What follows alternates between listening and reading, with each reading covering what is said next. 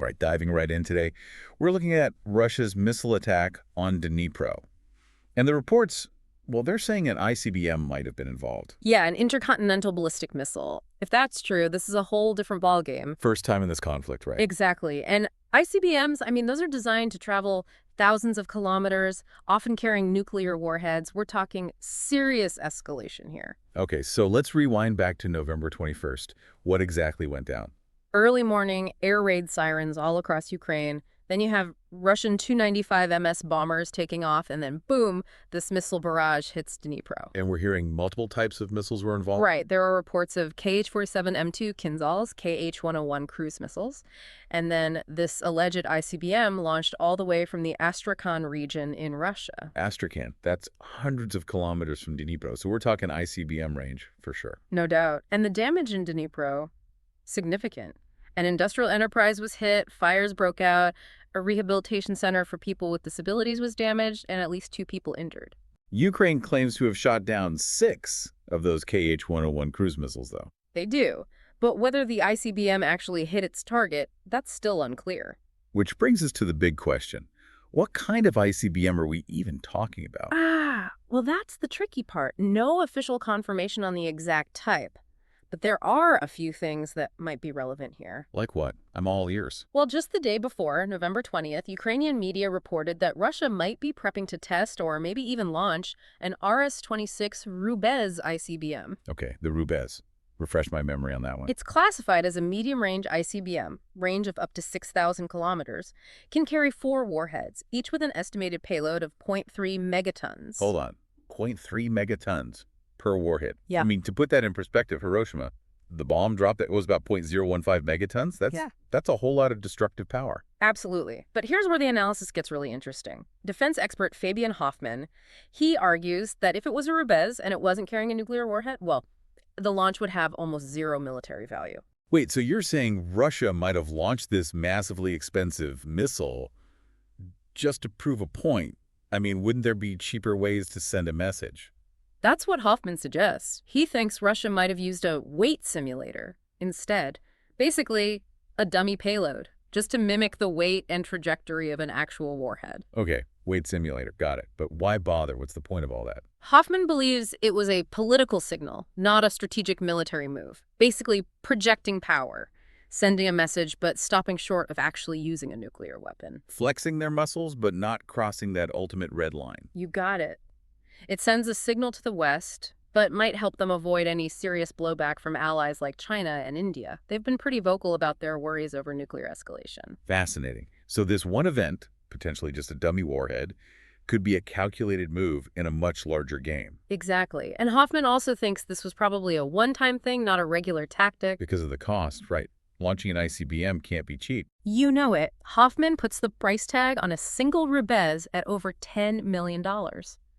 That's a lot of rubles, especially with the economic strain Russia's under right now. So even for a nation like Russia, not something they can just do every day. All right, we've got this potential ICBM launch, a mystery surrounding the actual type of missile, and a whole lot of political maneuvering going on. What have we heard from Zelensky in the Kremlin? Well, Zelensky hasn't held back. He says that while they're still investigating, all the evidence points to it having, quote, intercontinental ballistic capabilities. He even said, and I quote, "We can see that Putin is using Ukraine as a training ground." Wow, that's a powerful statement. Saying Putin's testing his most powerful weapons on Ukraine, that's got to be unsettling for a lot of people. It certainly has. But then you have the Kremlin. Well, their response has been very Kremlin. Meaning? Silence. Dmitry Peskov, their spokesperson, he's refused to comment on the whole thing. Not surprising, is it? They seem to like keeping people guessing about their true intentions. You're not wrong there, but internationally, this event has definitely caused a stir. Peter Stano, the EU Foreign Affairs spokesperson, called it a clear escalation by Moscow. Okay, so we've got Ukraine calling it a dangerous escalation, Russia staying silent, and the EU expressing some major concerns. All because of a single missile launch, which might not have even had a real warhead. It really has sparked a lot of questions, a lot of strong reactions. And it brings up a huge question. What does this mean for Ukraine's ability to defend itself against this kind of threat? Right. We've been hearing about how effective those U.S.-supplied Patriot systems have been, intercepting shorter-range ballistic missiles. but something like an ICBM. I'm guessing those aren't quite up to the task. You're spot on. According to Defense Express, the Patriots, as they are now, aren't equipped to intercept ICBMs. It's a whole other ballgame. You're right to be concerned. To really understand what this event could mean, we need to understand ICBMs. What makes them so different from those tactical missiles we've been hearing about throughout this war? Yeah, we've heard a lot about Iskander missiles, Kinzhals, but this is a whole different category, right? Absolutely. And it's all there in the name intercontinental. ICBMs aren't meant for skirmishes. They're designed to travel vast distances, literally across continents. It's kind of hard to wrap my head around that scale, you know? Launching something that travels thousands of kilometers and can accurately hit a target, it's mind-boggling. Oh, it's incredibly complex, but the basic idea is actually pretty simple. Imagine throwing a baseball as far as you can. It goes up in an arc, right? Reaches its highest point and then comes back down, pulled by gravity. Okay, I can picture that. Well, an ICBM follows a similar path, just on a much grander scale. Powerful rockets launch it high into the atmosphere, sometimes even into space, and then, just like that baseball, it arcs back down towards its target. So it's not like a cruise missile then flying in a straight line. Nope, not at all. And here's the interesting part. ICBMs are only guided during the initial stages of their flight. Once they're on that ballistic trajectory, they're essentially in free fall. Wait, so if they're not being guided all the way, how do they hit their targets accurately? That's where some seriously advanced calculations and targeting systems come in. Think about it. They have to factor in things like the Earth's rotation, gravity, atmospheric conditions, all sorts of variables, just to make sure that missile lands where it's supposed to. So, I mean, as scary as the destructive power is, the precision involved is almost more mind-blowing to me. It really is a marvel of engineering. But even with all that tech, ICBMs aren't generally as accurate as those cruise missiles, which can be adjusted mid-flight. However, ICBMs do have other advantages. Like their speed, right?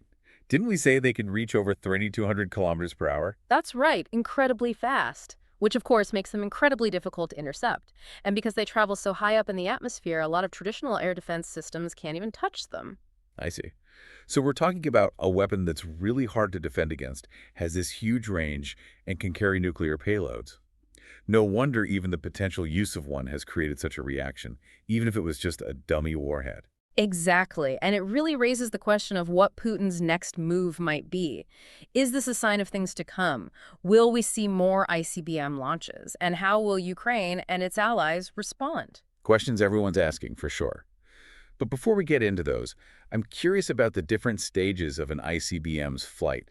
We've talked about the arc, but there's got to be more to it, right? Oh, there's definitely more to it. Typically, an ICBM's flight is broken down into 3 phases: boost, mid-course, and terminal. Okay, break it down for me. What happens during the boost phase? The boost phase is all about getting that missile up to speed and on the right trajectory. It's where those powerful rocket motors come into play, firing for a few minutes to propel the missile out of the Earth's atmosphere. So that's when it's most vulnerable, right? When those engines are blazing, and it's still relatively low in the atmosphere. Exactly. The boost phase is the best chance to try and intercept an ICBM. It's why countries invest so heavily in early warning systems and missile defense that can operate during that critical window. Makes sense. All right, so what about the mid-course phase? Sounds like that's the longest one. It is. The mid-course phase is basically where the missile coasts through space following that ballistic trajectory. It can last anywhere from 20 to 40 minutes, depending on the range. So it's just up there, hurtling toward its target, and no one can really do anything about it. Well, that's the challenge. It's extremely difficult to track and intercept something during the mid-course phase. The distances are vast, the missile's traveling at incredible speeds, and it's often releasing decoys and countermeasures to try to confuse enemy defenses. Decoys, countermeasures. What does that even mean? Well, during mid-course, the ICBM might release things like decoys, objects meant to mimic the missile's heat signature or radar profile to fool enemy radar and missile defense systems. And they might also deploy chaff, which are basically clouds of metallic strips that can disrupt radar signals. So it's like this high-stakes game of hide and seek, but with incredibly deadly consequences. You could say that. And then we have the terminal phase, which is where things get really intense. What happens during the terminal phase? Well, the terminal phase starts when the missile re-enters the atmosphere and begins its final descent toward the target. Much shorter than mid-course, only lasting a few minutes, but it's incredibly challenging for defenses. I mean, the missile is coming in at such a high speed and often maneuvering to evade interception. So even with advanced missile defense systems, It sounds like actually stopping an ICBM is still, well, a long shot. It's definitely not easy. And this brings us back to Ukraine. If Russia starts using ICBMs regularly, even with dummy warheads, it raises some serious questions about their ability to defend themselves. Right, we were talking about how those Patriot systems, as good as they are against shorter-range missiles, aren't really set up to deal with ICBMs. Exactly. And this is where things get interesting. The potential use of ICBMs could totally change the whole conversation about military aid to Ukraine. You mean needing those more advanced missile defense systems? Like DI? Precisely.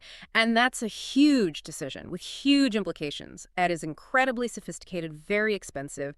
Deploying it would be a major commitment and could significantly escalate the conflict. So this one incident, whether it was a real warhead or not, has the potential to completely change the direction of this war. It absolutely does. And it really highlights how quickly things can escalate and how important it is to understand these complex situations. I agree. It's a little unsettling, thinking about these weapons, their power, hurtling through space. It really brings home the potential consequences if things go wrong. It's a sobering thought, for sure. And it really underscores how important things like communication, diplomacy, working toward de-escalation, how important those things are. Well said. Okay, so we've dug into the mechanics of ICBMs, the challenges of defending against them, the potential implications for Ukraine. But let's bring it back to this specific event. What was the reaction like from the international community? Right, we talked about Zelensky's statement calling out Putin for basically using Ukraine as a weapons testing ground. And then, of course, the Kremlin's silence. Yeah, and beyond that, we saw widespread condemnation. Remember Peter Stano, the EU Foreign Affairs spokesperson? He called it a clear escalation by Moscow. It's interesting, though, some Western officials, they've claimed it was ballistic missiles, not actually ICBMs. But they're speaking anonymously. Why would there be conflicting reports like that? Well, it really shows how much confusion there can be during these events. A Yeah. few possibilities, right? Maybe initial intelligence was wrong, or information's being held back on purpose, or maybe it was just misidentified. These systems are complex. Everything happens so fast. So, a lot of uncertainty still. But even if we don't know for sure what kind of missile it was, the fact that an ICBM is even a possibility, that's a huge deal. Feels like a line has been crossed, even if it was just psychological. I think you're right. Even if it was just a show of force, like Hoffman suggested, it sends a message. It raises the whole issue of nuclear escalation. And that has implications way beyond Ukraine. Right. Think about other countries in the region, especially those who might be thinking about siding with Russia. They're watching this very closely. Absolutely. This isn't just about Ukraine anymore. It's about the balance of power globally, those strategic alliances, and that very real threat of nuclear war. So where do we go from here? What are the possible scenarios? Well, one possibility is this was a one-time thing. A signal meant to intimidate, but not to actually cause a major escalation. Maybe Russia thinks they've made their point and they'll go back to their previous tactics. But what if they miscalculated? What if this pushes the West to give Ukraine even more advanced weapons, like those THAAD systems? Wouldn't that risk escalating things even further? That's a key point. There's a real danger of both sides misreading the situation. Russia might underestimate how determined the West is, or the West might overreact, and that could spiral out of control. It's like we're walking a tightrope. One wrong step, and things could really go bad. Exactly. And that's why understanding these events, what they might lead to, who the players are, that's so important. It's not just about keeping up with the news, it's about really understanding what's happening on a deeper level. Well said. So for everyone listening, we've really gone deep on this one. We looked at the details of the attack, explored the tech behind ICBMs, and talked about the potential consequences. And as the situation unfolds, think about this. If that ICBM launch was a political signal, what was Putin trying to say? How might it change the course of this conflict? That's a great question to consider. And we'll be back with more deep dives to help you make sense of it all. Stay curious, stay informed,